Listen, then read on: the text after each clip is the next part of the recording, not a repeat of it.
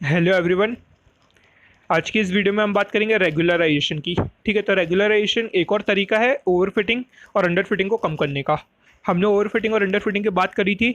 मैंने आप लोग को ये बताया था कि आपका मॉडल जो है, हम जो भी मशीन लर्निंग मॉडल बिल्ड करते हैं, तो वो ना ही ओवरफिट होना चाहिए ना ही अंडर फिट होना चाहिए। तो हमको ओवरफिटिंग और अंडर फिटिंग को अवॉइड करना है। ठीक है, तो हमने इसका एक तरीका देखा था। हमने क्या किया था, हमारे डेटा को 3 पार्ट्स में तोड़ा था: training set, cross validation set और टेस्टिंग सेट। ठीक है, तो हमने जो क्रॉस वैलिडेशन सेट है उससे हम हाइपर पैरामीटर ऑप्टिमाइजेशन कर रहे थे, और हमने ये देखा था कि उसमें जो ओवर फिटिंग और अंडर फिटिंग हम उसकी मदद से रिड्यूस कर पा रहे थे। ठीक है, अब ये रेगुलराइजेशन एक और तरीका है जिससे हम ओवर फिटिंग और अंडर फिटिंग को कम कर सकते हैं, और ये जनरली यूज़ में आता है लॉजिस्टिक रिग्रेशन, लीनियर रिग्रेशन, या आगे जाके आप जब भी सपोर्ट वेक्टर मशीन्स पढ़ेंगे या अगर आप न्यूरल नेटवर्क्स पढ़ेंगे तो इन सब में रेगुलराइजेशन बहुत ही ज़्यादा इंपॉर्टेंट काम आता है। ठीक है, तो इसलिए पढ़ना बहुत ज़्यादा इंपॉर्टेंट है। तो देखते हैं रेगुलराइजेशन क्या है।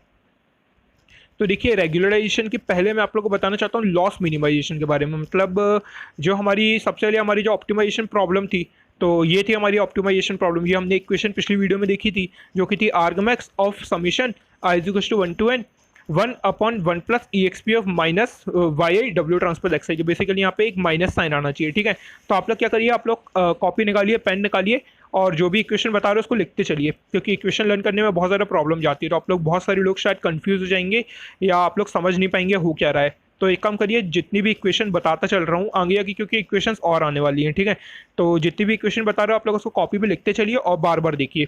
तो यहाँ पे मैंने आप लोगों को क्या बताया, ये जो इक्वेशन है वो है डब्ल्यू star equals to argmax of summation i is equals to 1 to n 1/1 plus e x p of minus y डब्ल्यू ट्रांसपोज एक्स आई। अब ये e x p of minus y डब्ल्यू ट्रांसपोज एक्स आई क्या है, तो मैं सबसे पहले यहाँ पे माइनस साइन लगा देता हूँ, इससे आप लोग को याद रहे। तो यहाँ पे माइनस साइन आएगा, तो e x p of minus y डब्ल्यू ट्रांसपोज एक्स आई क्या है। ठीक है, तो ये बेसिकली यहाँ पे ये टर्म है जो, तो यहाँ पे जो ये वाली टर्म है मैंने इसको यहाँ पे इस तरीके से लिखा है 1/1 प्लस ई की पावर माइनस वाई डब्ल्यू ट्रांसपोज एक्स आई। जो सेम मैंने इसको यहाँ पे ई एक्स पी बस लिख दिए, ई एक्स पी मतलब ई की पावर। ठीक है, तो यहाँ पे मैंने सिंपली इसको सिंप्लीफिकेशन के लिए ई एक्स पी लिखा है।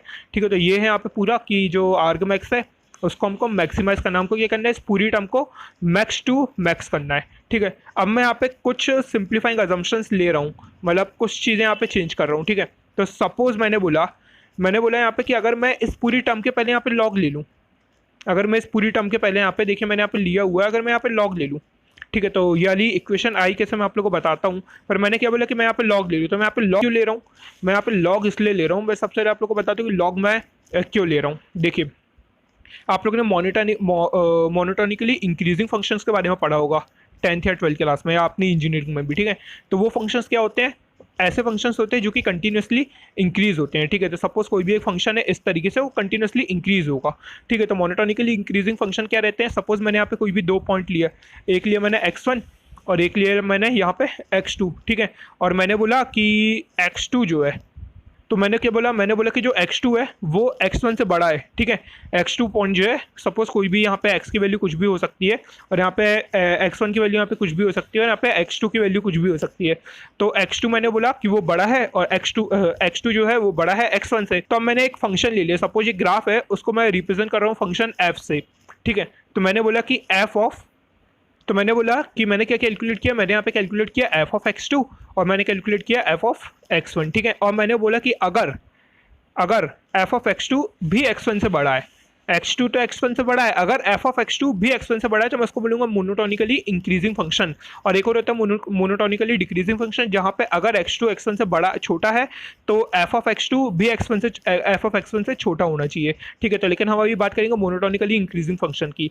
ठीक है, तो लॉग जो है वो भी एक मोनोटोनिकली इंक्रीजिंग फंक्शन है। ठीक है, लॉग का ग्राफ जो रहता है वो भी हर पॉइंट के लिए बढ़ता रहता है। ठीक है, अगर मैं log ऑफ 1 निकालूँ, log ऑफ 2 निकालूँ, तो वैल्यूज हमेशा ज़्यादा आती हैं। ठीक है, तो log भी एक मोनोटोनिकली इंक्रीजिंग फंक्शन है, तो इसलिए मैंने यहाँ पे क्या लिया है, मैंने यहाँ पे log लिया है।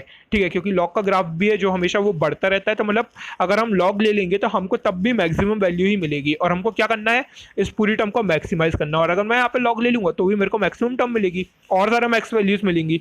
ठीक है, तो इसलिए मैंने यहाँ पे लिया है log।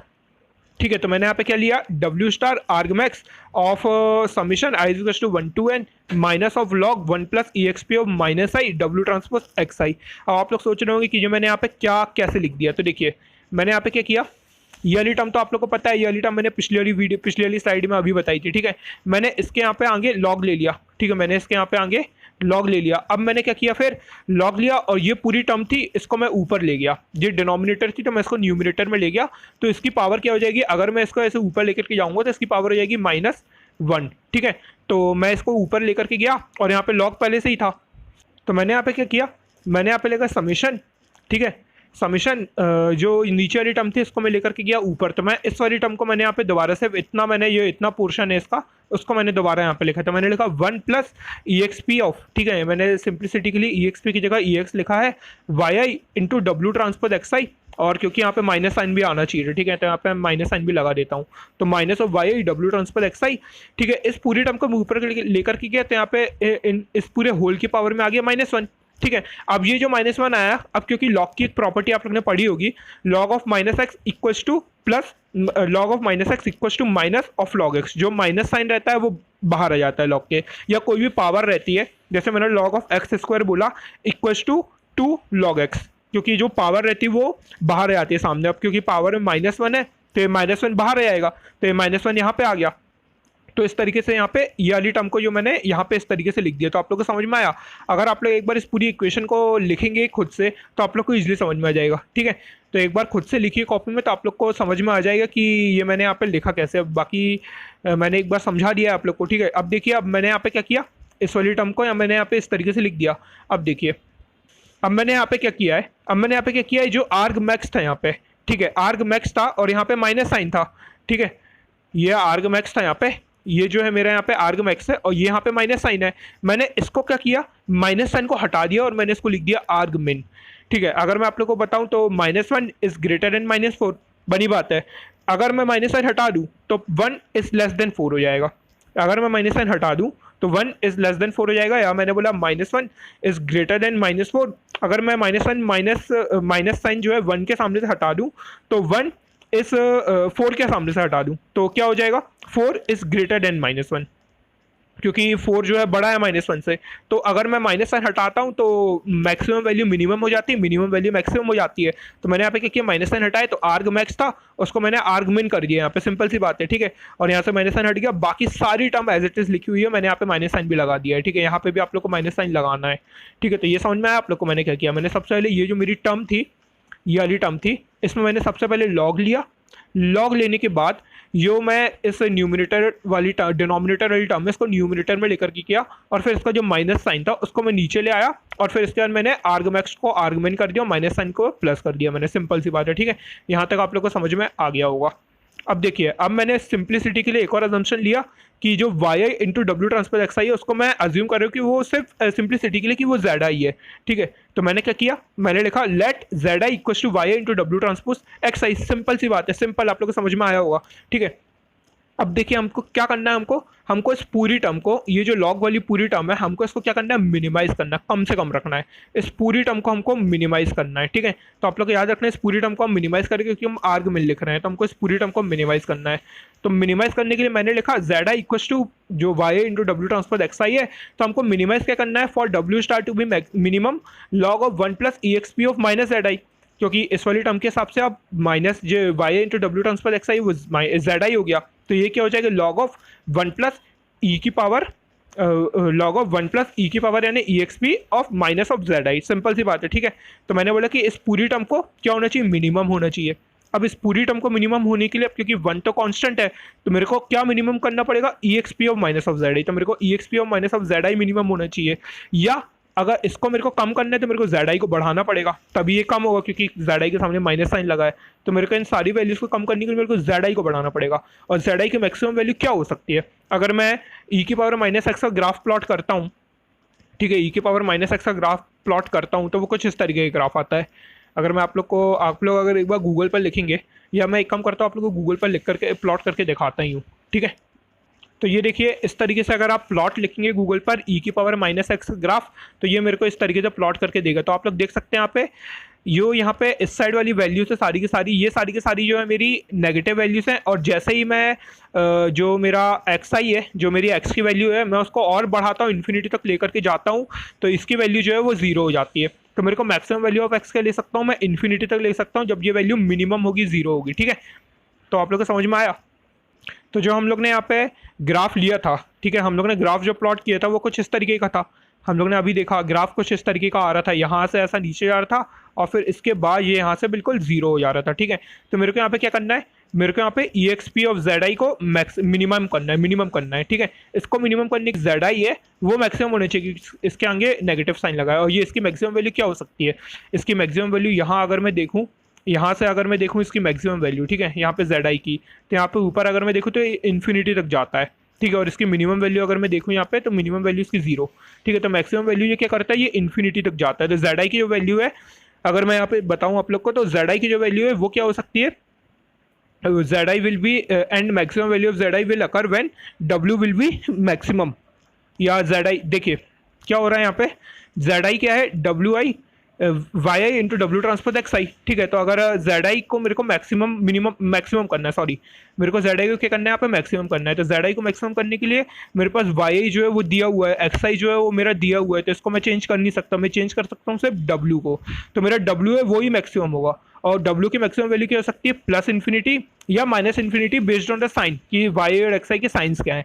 तो इसके हिसाब से मैं डब्ल्यू को या तो प्लस इन्फिनिटी बोल सकता हूँ या तो माइनस इन्फिनिटी।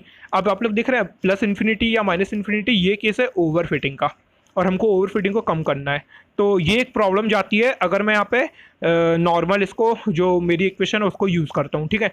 तो इसको अवॉइड करने के लिए हम क्या करते हैं, हम यूज़ करते हैं रेगुलराइजेशन। आप लोग को समझ में आया? समझ में आया? मैंने क्या किया यहाँ पे जेड आई को, यहाँ पे वाई आई को, Y I into W transpose x आई को मैंने लिया यहाँ पे जेड आई, ठीक है। और अब क्योंकि मेरे को क्या करना है, मेरे को इस पूरी टर्म को मिनिमाइज करना है, तो मिनिमाइज करने के लिए मैं क्या करूँगा, x P minus Z i को मिनिमाइज करूँगा। इसको मिनिमाइज करने के लिए मेरे को जेड आई को मैक्सिमम करना पड़ेगा। जेड आई को मैक्सिमम करने के लिए मेरा जो डब्ल्यू है वो मैक्सिमम होना चाहिए, क्योंकि वाई आई और एक्स आई जो है वो मेरे कॉन्स्टेंट है, वो तो मेरे पेयर्स दिए हुए हैं, उनको मैं चेंज कर नहीं सकता। तो मेरे को सिर्फ डब्ल्यू को चेंज करना पड़ेगा। और डब्ल्यू को चेंज कर सकता हूँ, मतलब डब्ल्यू की मैक्सिमम वैल्यू क्या हो सकती है, प्लस इन्फिनिटी या minus infinity based on the signs y i और एक्स आई के साइंस के हिसाब से, ठीक है। तो W की जो वैल्यू हो सकती है वो प्लस इन्फिनिटी या माइनस इन्फिनिटी। अब इतनी हायर वैल्यू ऑफ W, ये केस होता है ओवर फिटिंग। जैसे हमने के एन एन में देखा था, K की वैल्यू अगर मैं बहुत ज़्यादा ले लेता हूँ, ठीक है, K की वैल्यू मैं N के बराबर की ले रहा था, तो क्या हो रहा था, ओवर फिटिंग का केस हो रहा था, सॉरी अंडर फिटिंग का केस हो रहा था, ठीक है। सेम यहाँ पे होता है कि अगर मैं इन्फिनिटी तक ले लेता हूँ W की वैल्यू, तो ये केस हो जाता है ओवर फिटिंग है, ठीक है। तो हमको क्या करना है, ओवर फिटिंग का अवॉइड करना है, ठीक है। तो इसके लिए हम करते हैं रेगुलराइजेशन का यूज़। अब देखते हैं रेगुलराइजेशन होता क्या है। तो देखिए रेगुलराइजेशन में हम क्या करते हैं, जो मेरी इक्वेशन है, मैंने यहाँ पे सिंपल जो मेरी इक्वेशन है उसको मैंने लिखा हुआ है। तो मैंने लिखा डब्ल्यू star equal to argument of, जो मैंने मिनिमम वाली इक्वेशन थी वही लिखी है, argument of i equal to 1 i equal to 1 to n summation i equal to 1 to n log of 1 plus e x p of minus y i डब्ल्यू transpose x i. तो ये मेरी equation as it is जो मैंने पहले सबसे शुरुआत में मेरी इक्वेशन थी वो है, ठीक है। मैं रेगुलराइजेशन में हम यहाँ पे करते क्या है, हम यहाँ पे सिंपल एक टर्म ऐड कर देते हैं। अब ये टर्म कहाँ से आई, lambda into W transpose W. अब लैम्डा तो यहाँ पे हाइपर पैरामीटर, जो कि हमको क्रॉस वैलिडेशन सेट से या अलग अलग तरीके से हमको उसको फाइंड करना पड़ेगा, ठीक है। जैसे हमने के फाइंड किया था वैसे ही हमको फाइंड करना पड़ेगा, तो ये समझ में आता है। लेकिन डब्ल्यू ट्रांसपोज डब्ल्यू क्या है, basically W transpose W equals to 1। W transpose W जो होता है वो होता है 1, ठीक है। क्योंकि डब्ल्यू जो है वो मेरा रो वेक्टर है, ये मेरा रो वेक्टर है और ये मेरा कॉलम है, क्योंकि ट्रांसपोज लिया और इन दोनों को मल्टीप्लाई करूँगी तो इसकी वैल्यू आएगी 1। डब्ल्यू ट्रांसपोज डब्ल्यू होता है, मल्टीप्लाई नहीं, बेसिकली इन दोनों को अगर मैं यहाँ पे एग्जीक्यूट करूँगा तो ये इसकी वैल्यू आएगी 1, ठीक है। तो इसलिए मैंने यहाँ पे लिखा है W transpose W lambda into W transpose W. तो ये हम यहाँ पे करते हैं, ठीक है।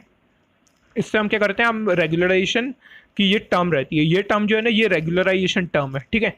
तो इसी को मैं एक और तरीके से लिख सकता हूँ। अगर मैं इसी को एक और तरीके से लिखूँ, समीशन के फॉर्म में लिखूँ, तो lambda I equal to 1 to n W J, ठीक है। मैंने यहाँ पे बेसिकली यहाँ पे जे होना चाहिए और यहाँ पे 1 to d आने चाहिए, क्योंकि d जो है वो नंबर ऑफ डायमेंशन है, n जो है नंबर ऑफ पॉइंट्स हैं। तो हमारा डेटा जो रहेगा वो कुछ इस तरीके का रहेगा, ठीक है। इस तरीके का हमारा डेटा रहेगा। यहाँ पर नंबर ऑफ पॉइंट्स रहेंगे, टोटल नंबर ऑफ पॉइंट्स जो कि मेरे n है, और यहाँ पर जो मेरे टोटल नंबर ऑफ सेट्स यानी d रहेंगे यहाँ पे, ठीक है। तो यहाँ पे टोटल नंबर ऑफ फीचर्स, तो यहाँ पे ये टोटल नंबर ऑफ फीचर्स इस तरीके से डिवाइडेड रहेंगे और यहाँ पे टोटल नंबर ऑफ सेट्स आपके यहाँ पे इस तरीके से रहेंगे, ठीक है। तो मेरे को क्या करना है, जो मेरा यहाँ पे j equal to 1 to d W J square, अब क्योंकि डब्ल्यू ट्रांसपोज डब्ल्यू लिख रहा हूँ और इसी को मैं अगर इस तरह समीशन के फॉर्म में लिखूँ तो ये इस तरीके की टर्म आती है। तो इसको हम बोलते हैं L2 रेगुलराइजेशन, क्योंकि हम यहाँ पे L2 इसका यूज़ कर रहे हैं, 2 W's का यूज़ कर रहे हैं। इसी को मैं एक और तरीके से लिख सकता हूँ, देखिए मैंने लिखा हुआ है, मैं इसी को एक और इस तरीके से भी लिख सकता हूँ। यहाँ पे जैसे मैंने लिखा है, सबसे पहला लैम्डा W ट्रांसपोज W, दूसरा लैम्डा, ठीक है, WJ स्क्वायर अगर समीशन के फॉर्म में लिखूँ, या लैम्डा इसका ये रिप्रेजेंटेशन है, हम इसको ऐसे लिखते नहीं, इसका ये रिप्रेजेंटेशन है, मतलब यहाँ पे स्क्वायर और यहाँ पे एक और 2 आएगा, ठीक है। तो ये है L2 रेगुलराइजेशन, क्योंकि यहाँ पे स्क्वायर आ रहा है, ठीक है। एक और रहता है L1 रेगुलराइजेशन, ठीक है, ये तो है L2 रेगुलराइजेशन, ये तो समझ में आया होगा आप लोग को। अब एक और रहता है L1 रेगुलराइजेशन, ठीक है। तो L1 रेगुलराइजेशन थोड़ी ट्रिकी टर्म है बोलने के लिए, तो मैं L2R बोलूँगा, ठीक है। तो L2R क्या होता है, ये L2R मैं थोड़ी अगर इसकी और बात करूँ तो यहाँ पे अगर लैम्डा की वैल्यू 0 लूँ, ठीक है, तो अब इससे फ़ायदा क्या होता है, आप लोग ने बोला कि मैंने आप लोग को बताया रेगुलराइजेशन होता क्या है, ठीक है, ये सारी चीज़ें समझ में आती है, लेकिन अब इसका फ़ायदा क्या है, हम कर क्यों रहे हैं, ओवरफिटिंग इससे अवॉइड कैसे होगा, ठीक है। अगर मैंने लैम्डा की वैल्यू 0 ले ली, अगर मैंने लैम्डा की वैल्यू 0 ले ली, तो ये वाली टर्म क्या हो जाएगी, बहुत बड़े आएगी, क्योंकि अभी हमने देखा W जो है वो इन्फिनिटी तक चले आएगा या माइनस इन्फिनिटी तक, तो ये पूरी टर्म जो है बहुत ज़्यादा बड़े आएगी, तो हमको ये अवॉइड करना है, ठीक है। अगर मैं लैम्डा को बहुत ज़्यादा बढ़ा देता हूँ तो ये वाली टर्म मेरी जो है, ये वाली टर्म मेरी एक तरह से इनफेक्ट, मतलब ये वाली टर्म इस तरीके की हो जाएगी कि इस वाली टर्म को मैं कुछ भी रख रहा हूँ, इसको कुछ फर्क ही नहीं पड़ रहा है दूसरी टर्म को। जैसे अगर मैं लिखूँ 1 लाख प्लस 2, तो 1 लाख प्लस 2 में 2 क्या है, 2 कुछ भी नहीं है, तो एक तरह से ये वाली टर्म जो है वो 2 की तरह हो जाएगी, ये वाली टर्म जो है क्योंकि लैम्डा बहुत बड़ी आएगा तो 1 लाख की तरह हो जाएगी। तो ठीक है, तो यहाँ पे इन दोनों के बीच में हो क्या रहा है, एक टग ऑफ वॉर टाइप की चल रही है, मतलब ये क्या कर रहे हैं, एक दूसरे को ना बढ़ने दे रहे हैं ना कम होने दे रहे हैं, मतलब एक दूसरे को बिल्कुल एक तरफ फिट करके रखेंगे कि जिससे ना ये वाली टर्म जो है मेरी इक्वेशन वाली टर्म ना ये बढ़ पाए, दूसरी ना मेरी रेगुलराइजेशन वाली टर्म बढ़ पाए। तो ये क्या करेंगे, इन दोनों को फिट करके रखेंगे एक ऐसी जगह जहाँ से मेरा ना मॉडल ओवर फिट हो पाए ना ही मॉडल अंडर फिट हो पाए। तो ये यहाँ पे काम करता है रेगुलराइजेशन, ठीक है। रेगुलराइजेशन हमारे ओवर फिटिंग और अंडर फिटिंग को, मॉडल को ओवर फिट और अंडर फिट से बचाता है। तो ये है बेसिकली यहाँ पे रेगुलराइजेशन का काम, ठीक है। अब यहाँ पे एक और L2 रेगुलराइजेशन होता है, तो अब मैं आप लोग को वो बताता हूँ क्या होता है, ठीक है। L1 रेगुलराइजेशन होता है, वो क्या होता है, देखिए L1 रेगुलराइजेशन जो होता है उसमें हम क्या करते हैं, सिंपल पहले मैंने क्या किया था, यहाँ पे जो इस पूरी टर्म है यहाँ पे WI का स्क्वायर लिया था, ठीक है। अब मैं यहाँ पे क्या कर रहा हूँ, WI का स्क्वायर ना लेकर यहाँ पे एब्सोल्यूट वैल्यू ले रहा हूँ, ठीक है ना। यहाँ पे सिंगल एक ऐसा, अगर हम मैं सिंगल में यहाँ पे एक और ऐसा लगा दूँ तो यहाँ पे चाहे W नेगेटिव हो या पॉजिटिव हो, इसकी वैल्यू मेरे को पॉजिटिव ही मिलेगी, और मेरे को क्योंकि टर्म जो है रेगुलराइजेशन की इसको पॉजिटिव ही चाहिए, तो मैं यहाँ पे एब्सोल्यूट वैल्यू लूँगा, तो लैम्डा इंटू W। तो मैं इसको अगर समीशन फॉर्म में लिखूँ तो ये कुछ इस तरीके का लिखा जाएगा, इसको मैं ये जो रहती है ये एब्सोल्यूट वैल्यू रहती है। तो अगर लैम्डा 0 है, मॉडल ओवरफिट्स इन ट्रेनिंग डेटा, ठीक है, हाई वेरिएंस है। अगर लैम्डा लार्ज है तो मॉडल अंडर फिट्स, हाई बायस है, ठीक है। तो हम क्या करते हैं, मिनिमाइज करते हैं एक साथ लॉस फंक्शन को भी और रेगुलराइजेशन को भी। तो मिनिमाइज करने से होता क्या है कि इन दोनों को कम करने की कोशिश करते हैं, इन दोनों के बीच एक टग ऑफ वॉर टाइप का होता है, जिससे ये दोनों एक दूसरे को फिट करके रखते हैं। तो दोनों ना मॉडल को ओवर फिट होने देते हैं ना अंडर फिट होने देते हैं। तो ये था हमारा L1 रेगुलराइजेशन और L2 रेगुलराइजेशन। तो बहुत सिंपल सा था। अब मैंने आप लोग को ये बताया कि ये ऐसा होता क्यों है, सारी चीज़ें मैंने आप लोग को इस वीडियो में क्लियर करी है। बाकी अगर आप लोग को कोई भी डाउट रहता है तो आप लोग बिल्कुल कमेंट सेक्शन में पूछ सकते हैं क्या है। अब एक और चीज़ है कि L1 रेगुलराइजेशन जो है वो स्पार्सिटी क्रिएट करता है।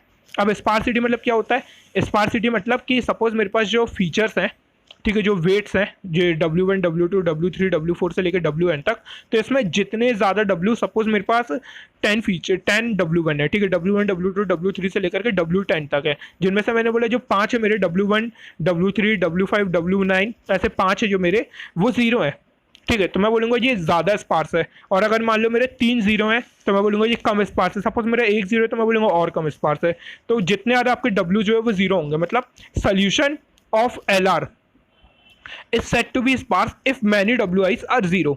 अगर जितने ज़्यादा WI 0 होंगे, आपकी जो स्पार्सिटी उतनी ज़्यादा बढ़ेगी। So if we use L1 regularization then all the unimportant और लेस इंपॉर्टेंट फीचर्स बिकम 0। तो मैंने यहाँ पे क्या बोला कि जितने ज़्यादा 0 रहेंगे तो आपकी स्पार्सिटी उतनी ज़्यादा बढ़ेगी, ठीक है। तो अब मैंने यहाँ पे बोला कि जो मेरे W1 W2 W3 W4 से लेकर WN तक है, सपोज मैंने बोला कि जो मेरे W4 फीचर है वो कम इंपॉर्टेंट है, तो अपने आप क्या होगा, उसकी जो F4 की करस्पॉन्डेंस में जो W4 होगा वो हो जाएगा 0, ठीक है, वो क्या हो जाएगा, वो हो जाएगा 0। तो ये रहता है यहाँ पे स्पार्सिटी का, और ये L1 रेगुलराइजेशन में ही होता है, L2 में नहीं होता है। और इसके कारण, सिर्फ इसके कारण L1 रेगुलराइजेशन बहुत ज़्यादा यूज़ होता है। मतलब बहुत ज़्यादा यूज़ होता है L2 से, ठीक है। और सिर्फ इसी के कारण, सिर्फ एक इस फीचर के कारण कि अगर मेरा सपोज कोई एक फीचर लेस इंपॉर्टेंट है तो उसकी करस्पॉन्डेंस में जो उसका वेट रहेगा वो अपने आप ज़ीरो हो जाएगा। इसके कारण जो अगर हम L1 रेगुलराइजेशन का यूज़ करते हैं तो इसके कारण बस जो हमारा L1 रेगुलराइजेशन है बहुत ज़्यादा यूज़ होता है। और आप लोग समझ सकते हैं हमको क्या करना है, जो हमारे नंबर ऑफ फीचर्स हैं, बहुत सारे फीचर्स हैं, हमको कम करना है। हमको सिर्फ इंपॉर्टेंट फीचर्स को रखना है, कम से कम जितने इंपॉर्टेंट फीचर्स हो सकें, और जो लेस इंपॉर्टेंट उनको हटाना है। और ये तो इम्प्लिसिटली मतलब खुद से ही हटा रहा है, हमको कुछ एक्स्ट्रा करने की ज़रूरत नहीं पड़ रही। तो आप लोग समझ सकते हैं इसलिए L1 रेगुलराइजेशन इतना ज़्यादा यूज़ होता है, ठीक है। तो मैंने आप लोगों को बताया L1 रेगुलराइजेशन क्या होता है, L2 क्या होता है, और L1 को हम यूज़ क्यों करते हैं, L2 से ज़्यादा यूज़ L1 क्यों होता है, ठीक है। तो आज की वीडियो को मैं यहीं पे रैप अप करता हूँ। और अगर आप लोग को ये वीडियो पसंद आई हो तो वीडियो को लाइक कर देना। और अगर आप लोगों को कोई भी डाउट आता है इससे रिलेटेड, रेगुलराइजेशन से रिलेटेड, तो आप लोग बिल्कुल कमेंट सेक्शन में पूछ सकते हैं, मैं 100% रिप्लाई दूंगा। और अगर आप लोग को पर्सनली पूछना है तो आप लोग मेरे को ईमेल कर सकते हैं, ठीक है। ईमेल मेरा जो है, मैंने यहाँ पे ईमेल लिखना भूल गया, सॉरी। तो मेरा जो ईमेल है वो है targetmachinelearning@gmail.com। तो इस पर आप मेरे को ईमेल कर सकते हैं, तो मैं आपके ईमेल का जवाब ज़रूर दूंगा, ठीक है।